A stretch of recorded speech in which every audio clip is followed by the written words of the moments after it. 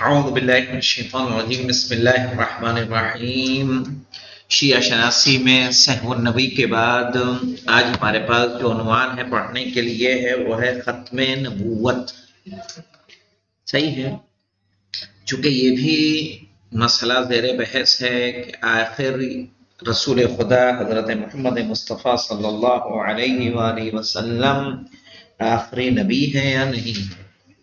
صحیح ہے، جیسے اس کے بعد بھی غلام احمد قادیانی نے نبی ہونے کا دعویٰ کیا۔ آئیے دیکھیں ختم نبوت کے عنوان میں کیا کیا پایا جا رہا ہے، اس کی تفصیل سے ہم آگاہ ہوں گے۔ کہہ رہے ہیں ختم نبوت کا سلسلہ حضرت آدم علیہ السلام سے شروع ہو کر ختمی المرتبت حضرت محمد مصطفیٰ صلی اللہ علیہ وآلہ وسلم پر ختم ہوا۔ کہاں سے نبوت کا سلسلہ شروع ہوا ہے؟ جناب آدم سے لے کر حضرت محمد مصطفیٰ صلی اللہ علیہ وآلہ وسلم تک۔ حضرت صلی اللہ علیہ وآلہ وسلم کی نبوت اور آپ کا خاتم الانبیاء ہونا دین اسلام کی ضروریات میں سے ہے کہ ہم نبی کو کیا مانیں؟ آخری پیغمبر مانیں۔ اسی لیے مسئلہ امت اسلامی کا اجتماعی اور اتفاقی مسئلہ ہے۔ صحیح ہے، چاہے وہ سنی شیعہ ہو یا کسی بھی فرقے و مسلک کے ماننے والے ہوں، سب کے لیے یہ ہے کہ نبی ہمارے آخری نبی ہیں۔ اور اگر کوئی اختلاف پایا بھی جاتا ہے تو وہ فرعی اور جزئی مسائل سے متعلق ہے۔ پیغمبر اکرم صلی اللہ علیہ وسلم کی نبوت پر عقلی دلیل یہ ہے کہ تاریخ کا قطعی اور حتمی بیان ہے کہ آپ نے دعوی نبوت کیا، نبی نے دعوی نبوت کیا اور اپنے دعوے کے ثبوت کے لیے معجزات پیش کیے۔ معجزات کے ساتھ آپ نے تحدی بھی فرمائی۔ تحدی سمجھتے ہیں؟ چیلنج۔ تحدی کس کو کہتے ہیں؟ چیلنج کو۔ یعنی صرف معجزات نہیں، نبی کے شرائط میں سے کہ وہ کیا کرے؟ تحدی پیش کرے، چیلنج دے کے کر کے دکھاؤ۔ تحدی کے ساتھ معجزہ اثبات نبوت کی قطعی دلیل ہے۔ سمجھ گئے مولانا؟ اگر چیلنج کے ساتھ معجزہ دکھایا جا رہا ہے تو نبی کی نبوت کی وہ محکم اور یقینی دلیل ہے۔ قرآن کریم پیغمبر اسلام صلی اللہ علیہ وآلہ وسلم کا اہم ترین معجزہ ہے۔ پیغمبر اکرم صلی اللہ علیہ وآلہ وسلم نے قرآن مجید کے سلسلے میں خود اسی کے ذریعے مختلف صورتوں میں چیلنج کیا ہے کہ نہیں کیا ہے؟ کبھی اس کا مثل لانے کا مطالبہ کیا گیا، اگر تم سچے ہو تو اس کا جیسا اس کی مثال لے کر آؤ۔ سورہ بنی اسرائیل 88 اور سورہ طور کی آیت نمبر 34 میں اسرا یعنی بنی اسرائیل، ہاں اسرا جب کہتے ہیں تو وہ 15ویں پارے میں جو ہے نا سبحان الذی اسری بعبدہ، وہی والی سورہ ہے، 15ویں سورہ۔ کبھی اس کے مانند 10 سورے لانے کو کہا گیا کہ نہیں کہا گیا؟ سورہ ہود کی آیت نمبر 13 میں۔ اور کبھی ایک سورے لانے کا چیلنج کیا گیا، آیت سورہ بقرہ کی آیت نمبر 23 اور یونس کی آیت نمبر 38، جس کے جواب میں نہ صرف یہ کہ عرب کے فصحاء و بلغاء قرآن کا جواب لانے سے عاجز رہے، بلکہ ان میں سے بعض نے یہ اعتراف بھی کیا کہ قرآن کسی انسان کا کلام نہیں ہے بلکہ ما فوق البشر کلام ہے، یعنی انسانی قدرت و طاقت اور فکر کی قوت پرواز وہاں تک نہیں پہنچ سکتی۔ لیکن چونکہ جاہل اور تعصب میں مبتلا تھے، لہذا آپ صلی اللہ علیہ وآلہ وسلم کی نبوت پر ایمان لانے کے بجائے آپ کے کلام کو ساحرانہ کلام کہنے لگے۔ ساحرانہ کلام یعنی جن کے کلام میں کیا ہو؟ جادو ہو، تاکہ لوگ آپ کا کلام سن کر ایمان نہ لائیں۔ قرآن کریم کے علاوہ بھی پیغمبر اکرم صلی اللہ علیہ وآلہ وسلم کے بہت سے معجزات تھے. ان میں سے اگرچہ ہر ایک معجزہ تواتر سے ثابت نہیں ہے، لیکن مجموعی طور پر معجزات کا وجود تواتر سے بھی بڑھ کر ہے.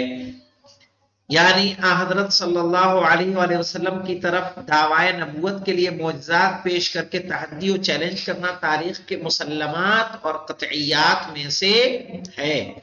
پیغمبر اکرم صلی اللہ علیہ وسلم کے ذریعے ختم نبوت کا اعلان قرآن کریم اور حدیث میں واضح طور پر موجود ہے. قرآن کریم نے پیغمبر اکرم صلی اللہ علیہ وآلہ وسلم کا تعارف خاتم النبیین کہہ کر کرایا ہے. ما کان محمد ابا احد من رجالکم ولکن رسول اللہ وخاتم نبیین، سورہ احزاب کی آیت نمبر 40 میں. اسی طرح متواتر حدیث منزلت میں پیغمبر اکرم صلی اللہ علیہ وآلہ وسلم نے حضرت علی علیہ السلام کو اپنے سے وہی نسبت دی جو موسیٰ کو ہارون سے ملی. اس فرق کے ساتھ ہارون نبی تھے لیکن علی علیہ السلام نبی نہیں ہیں، کیونکہ حضرت کے بعد کوئی نبی نہ ہوگا. انت منی بمنزلت ہارون من موسیٰ الا انہ لا نبی بعدی. صحیح ہے. اس سے کیا سمجھ میں آ رہا ہے کہ آپ جو نبی ہیں وہ نبی خاتم الانبیاء ہیں. نبوت اور رسالت کے درمیان نسبت کے سلسلے میں دو نظریہ ہیں. بعض حضرات نبوت کو رسالت سے عام مانتے ہیں، نبوت کو رسالت سے عام مانتے ہیں. صحیح ہے. اور بعض نبوت کو رسالت کا لازمہ قرار دیتے ہیں. رسول ہے تو نبی ضرور ہوگا. بہر صورت ختم نبوت کا لازمہ ختم رسالت بھی ہوگا، اسی لیے کہ جس طرح لازم و ملزوم میں ایک کی نفی سے دوسرے کی نفی ہو جاتی ہے، اسی طرح عام کے ختم ہونے سے خاص بھی ختم ہو جاتا ہے. بھائی دیکھیے، اگر نبوت عام ہے رسالت خاص ہے، تو اگر نبوت تمام ہو رہی ہے تو رسالت بھی تمام ہو جائے گی کہ نہیں ہو جائے گی؟ چونکہ جب عام تمام ہو رہا ہے اور کچھ لوگوں نے کہا ہے کہ نہیں، رسالت کا لازمہ کیا ہے؟ نبوت ہے. رسول ہے تو رسول نبی بھی ہوگا. نبوت ختم ہو رہی ہے تو جو لازم و ملزوم ہے وہ بھی ختم ہوگا کہ نہیں ہوگا؟ ختم ہو جائے گا. بھائی رسول نبی بھی ہے اور رسول بھی ہے اور اولو العزم رسول بھی ہے یا نہیں ہے؟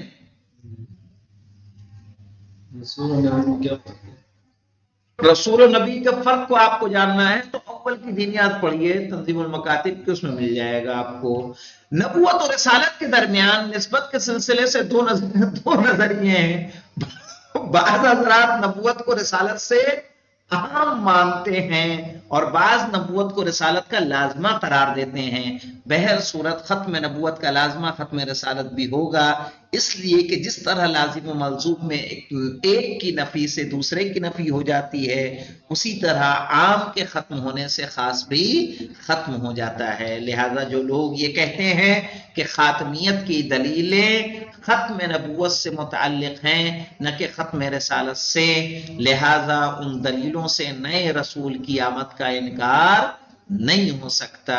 یہ صرف ایک خیال ہے، اس سے زیادہ اس کی کوئی حقیقت نہیں ہے. اب ایک اگلا عنوان ہے نسخ کے محال ہونے کا شبہ. اسے پڑھ لیتے ہیں پھر ہماری فصل دوم شروع ہو جائے گی. نسخ کے محال ہونے کا شبہ.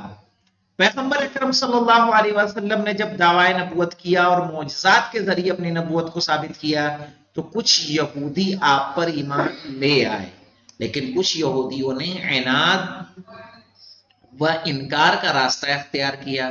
حضرت صلی اللہ علیہ وآلہ وسلم کی نبوت کے سلسلے میں یہودیوں نے جو شبہات ظاہر کی، ان میں ایک شبہ نسخ کا محال ہونا ہے. کیا ہے یہ دیکھیے. ان کے خیال میں شریعت میں کسی حکم کے منسوخ ہونے کا لازمہ یا تو بدا ہے، یعنی علم الہی میں تغیر و تبدیلی ہے، یا خلاف یا حکمت کا انجام دینا ہے. اس لیے کہ شروع میں جو حکم دیا گیا تھا اس کی کوئی حکیمانہ بنیاد نہ ہوتی تو ایسا حکم دینا ہی غیر معقول ہوگا. اور اگر اس حکم کی حکیمانہ بنیاد تھی اور وہ حکمت اب بھی ویسے ہی باقی ہے تو سابقہ حکم کو منسوخ نہیں ہونا چاہیے، اور اگر حکمت وقتی تھی اور خدا انہیں جانتا تھا کہ حکمت وقتی ہے، اس لیے کہ خدا نے وقت کی قید لگائے بغیر غیر معینہ مدت کے لیے حکم جاری کر دیا، بعد میں اسے حکمت کے محدود اور وقتی ہونے کا علم ہوا اور اس نے وہ حکم منسوخ کر دیا، تو اس کا لازمہ یہ ہے کہ علم خدا تبدیل ہو گیا اور خدا کی ذات میں جہل پایا گیا، جس کے محال ہونے میں ادنا تردید روا نہیں ہے۔ سمجھ میں آیا مولانا کیا ہے؟ ہاں؟ کہ بدا کوئی حکم منسوخ ہوتا ہے، کہا اللہ نے ابھی حکم دیا پھر اس حکم کو منسوخ کر دیا، تو اللہ کے علم میں، وعلیکم السلام، اللہ کے علم میں تبدیلی و تغیر پیدا ہوا یا نہیں ہوا؟ تغیر و تبدیلی پیدا ہوئی۔ کہا اگر یہ مان لیا جائے کہ یہ حکم دیا گیا تھا تو وقتی تھا، لیکن خدا نے حکم صادر کر دیا، بعد میں اسے علم ہوا کہ کیا ہے یہ وقتی ہے، تو اس کا مطلب کہ خدا کا ایک وقت میں کیا تھا؟ خدا معاذ اللہ جاہل تھا، جو یہ محال ہے کہ ہم خدا کے شان میں کسی طرح کی اس طرح کی بات کو روا رکھیں، یعنی جاری رکھیں مانے۔ کہا کہ اگر ایک حکم دیا گیا تو اس کے پیچھے حکمت تھی، اب دوسرا حکم آیا، اس کا مطلب حکمت کیا ہو گئی؟ بدل گئی۔ خدا کیا ہے؟ حکیم ہے، تو ایسا کیسے ممکن ہے؟ آیتیں ہیں، آیتیں ہیں۔ اب آئیے دیکھیے، اس شبہے کا جواب یہ ہے کہ جو احکام منسوخ ہوتے ہیں ان میں حکمت پائی جاتی تھی، لیکن ان کی حکمت محدود اور وقتی تھی، اور خدا کو بھی شروع سے ہی اس حکمت کے وقتی اور محدود ہونے کا علم تھا، اور خدا نے در حقیقت حکم کو بھی وقتی ہی بنایا، لیکن ابلاغ و ترسیل کے موقع پر اس کے وقتی ہونے کا اعلان نہیں کیا تھا۔ دوسری جانب دیکھیں، ابدی ہونے کی بھی صراحت نہیں کی تھی، بلکہ زمانے کے لحاظ سے حکم کو مطلق رکھا تھا، اور بعد میں ناسخ حکم کے ذریعے منسوخ حکم کو محدود اور وقتی ہونے کا اعلان و اظہار کیا۔ یعنی خدا جانتا تھا کہ یہ وقتی ہے، لیکن بس اس نے ابلاغ و ترسیل کے مقام میں کیا کیا؟ اس کے وقت کو محدود نہیں کیا، لیکن جب آیت ناسخ آ گئی اور جو حکم منسوخ ہوا تو اس ناسخ نے اسے محدود کر دیا کہ نہیں کر دیا؟ اسے محدود کر دیا۔ شرعی احکام میں ناسخ و منسوخ، عام اور خاص، مطلق و مقید، محکم و متشابہ جیسی تعبیرات کی اپنی حکمتیں ہیں، جس میں مکلفین کا امتحان اہم ترین حکمت ہے۔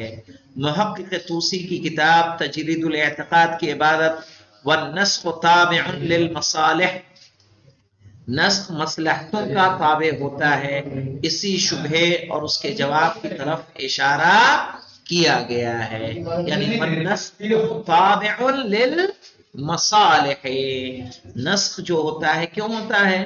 اس لیے کہ مصلحتوں کا وہ تابع ہوتا ہے۔ الحمدللہ رب العالمین۔